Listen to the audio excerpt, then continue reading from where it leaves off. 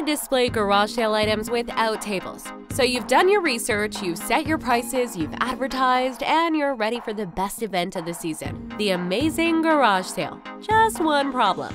You forgot that you don't have tables to display your items. Should you cancel? Should you call it off? Of course not. As the self-proclaimed leading authority of all things garage sale, we've got your back. Tables or no tables, you're still on track to host the incredible community event that is the garage sale.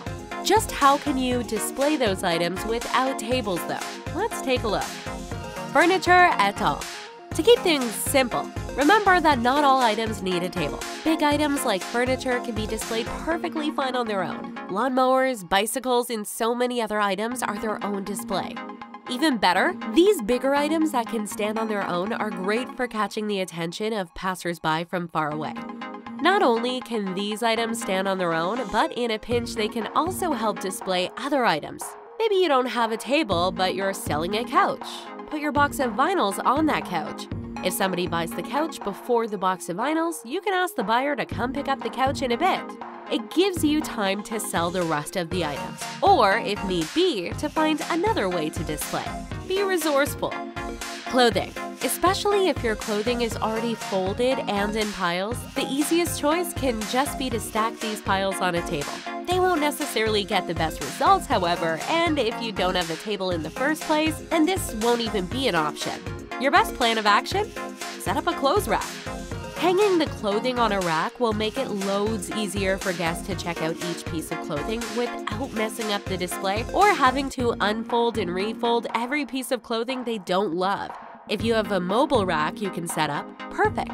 However, if you don't, a quick DIY clothing rack is one of the easiest projects to pull off. Have a PVC pipe ready? You're practically done already. Boxes, bins, and crates. Even if you had tables available, not all items are really meant to be displayed on a table. For plenty of items, boxes, bins, and crates are much better options to start with.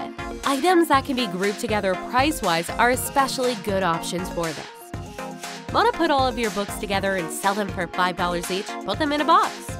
Another popular use is to have a free or a bargain bin set up. The items might be wildly different in nature, but they're all just things you'd rather people take away for free, or for just a very low price. Also, if you still need a bit of elevation for that display, crates can be a great option. People go all out making fancy DIY crate shelves for a cute and unique piece of furniture.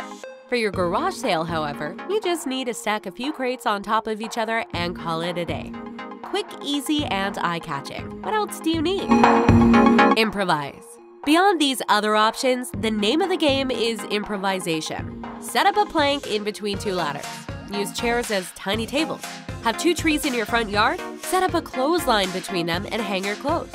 Turn trash bins upside down and throw some fabric over the top. At the end of the day, you just need to make sure your displays are good enough to make it through the day. They aren't becoming part of your home for life.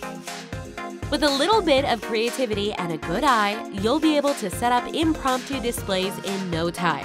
Serendipity is the spirit of the garage sale after all, whether you're buying or selling. Long live the garage sale!